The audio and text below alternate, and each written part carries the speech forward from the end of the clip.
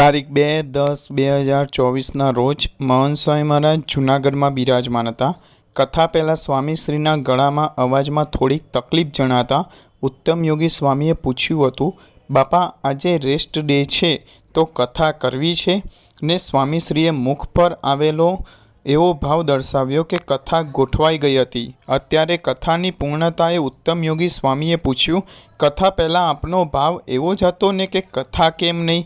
કથા તો કરવાની જ હોય ને, કથામાં રેસ્ટ ડે ન હોય.